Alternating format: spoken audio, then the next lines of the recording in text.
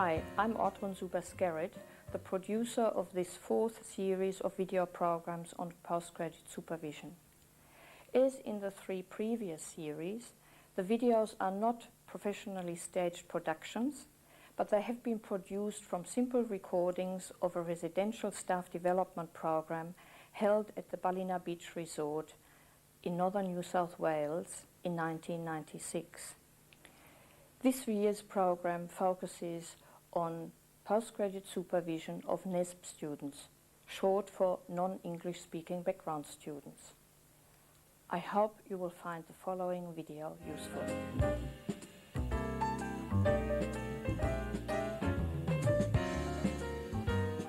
We've been asked to conduct a workshop for you on, we've entitled Encouraging the Critical Use of Information and Information Technology. And the workshop that we've structured is going to stress the critical use of. And to that end, we have put together a case study that we would like you to take part in and do a bit of role playing. And just before we get underway, the thing has been set up that we have a minimum of 6 people required for each session. So those of you who are at tables with fewer than 6, if you can get yourselves together, 6 to 8 would be very comfortable. There are a number of aims for the workshop. So first of all, we want to explore the problems that may arise when the learning approach of the student and the advisory style of the supervisor do not coincide. Secondly, to explore the feelings of the various parties, including the student and the supervisor, who become involved in these situations. And I have been involved with one of these, and the feelings become quite difficult. To explore the role of the centre director, and I use centre director, but you may wish to rename that person as the director of research or whoever it is within your department that has that overall coordinating role for postgraduate students.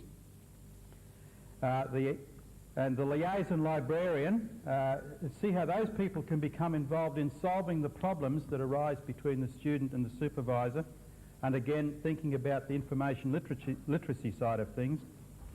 And finally, to develop the strategies for enhancing the critical thinking and the autonomy of the student.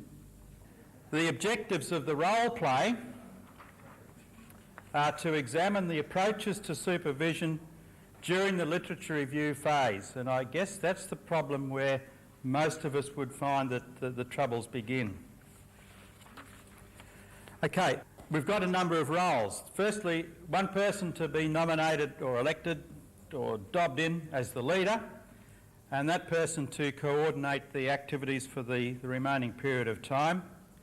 We'll need one person who has a good hand to become the recorder, and we've left some overhead transparency and pens on each table. The 4 roles, and you should all have on your table a folder like this, which is sealed, and I'm not sure why it's sealed, but anyway, it's sealed. And inside that folder you'll find all of the materials. There's a 3 or 4 page overview which the leader should use to help coordinate the activities. The supervisor has been done in yellow, the student has been done in pink, the centre director in green, and the liaison librarian in blue. And we can have up to 4 observers. Each of those observers attached to are observers, advisors to one of the 4 roles. The planning stage, read through the scenario, and there's a copy of the scenario for everybody. Appoint your leader, allocate the roles, and then the actors and observers to study the various specifics relating to their role.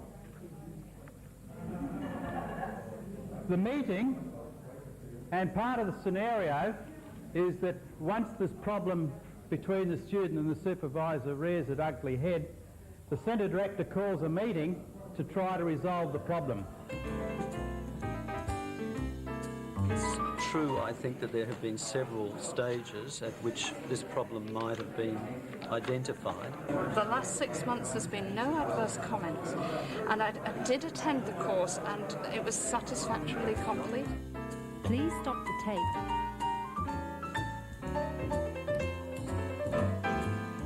Now our director felt in his role that he would do was to talk to the student and get some understanding from that there. The feelings that the people enacting out were that they felt their professional reputation and the university's reputation. The supervisor, Dr. Jones, felt personally affronted, and also that her credibility as an academic, along with the credibility and the standards of the university, were being confronted. The student himself felt that he had spoken to other students and compared what was happening to him with what was happening to other students, and he felt that there was a large area that he felt he had needs that weren't being met. He was meeting with Dr. Jones, but there just didn't seem to be reciprocal communication between the two of them. And also the centre director perceived that there was a need to in some way protect the student as well as protect the interests of the university. And Ms Chung, as the librarian there, had already spoken to the director and also to the supervisor on the fact that the student was enrolled in a program which was designed to facilitate his progress through research strategies, and he was failing to reach the standards required in that particular area. And the conflicts, I've probably partly covered those already. There were obligations to the ARC. There were also the almighty dollar that was driving a lot of this as well. This was their first international student. They didn't want to blow it. The student didn't want to go above the supervisor's head, but obviously had written to the Transylvanian government about what was happening, that they weren't happy with this. This was going to impact on the reputation. They'd lose the grant and possibly the chance to attract other students, because word of mouth was going to be a fairly forceful thing here. We didn't get into detailed strategies, we really just generalised these, that there needed to be improved communication between all players. The student understanding where they came from, the supervisor and the centre director, librarian, etc. Was there a possibility here that there needed to be some program revision and restructuring if they were going to have international students?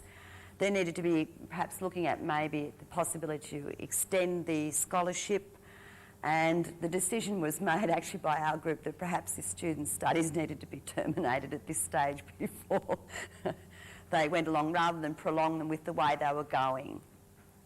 Prevention, the report every 6 months from the library, we felt that there needed to be some of these things in place.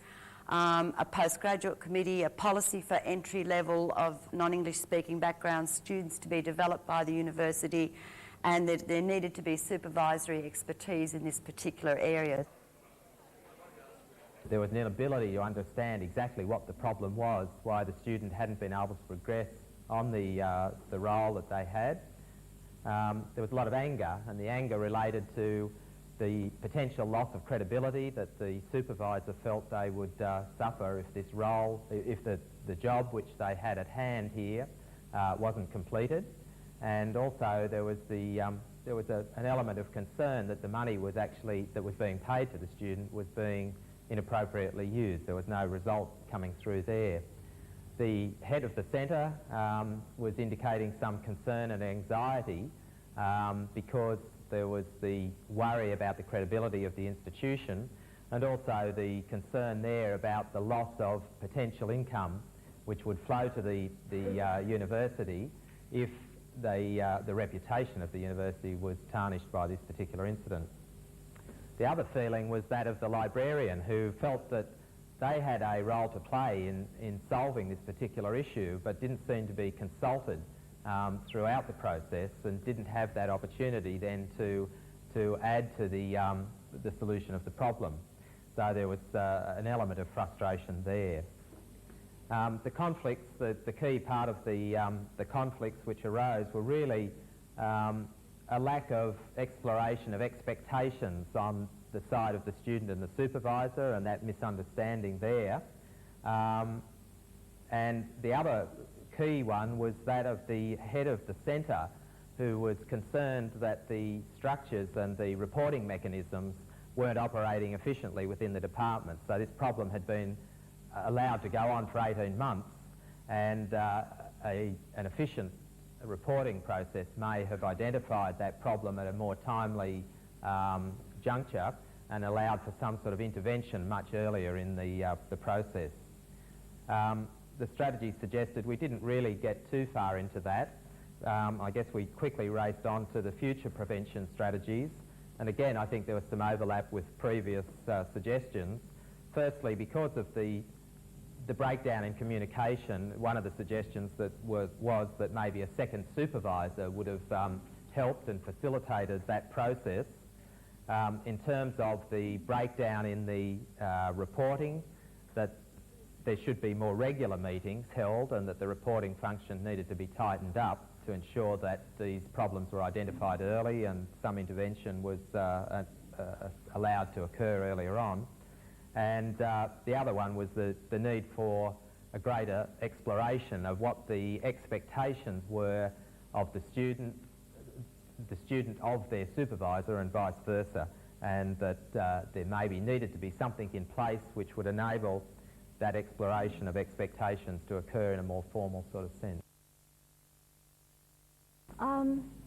I think it's time to thank everyone for their enthusiastic participation in this workshop, and there have been some very, very interesting and different responses that have come from the many groups.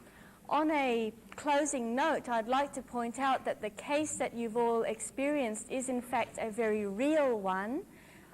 It has happened at our university, right down to the letter that came from the embassy.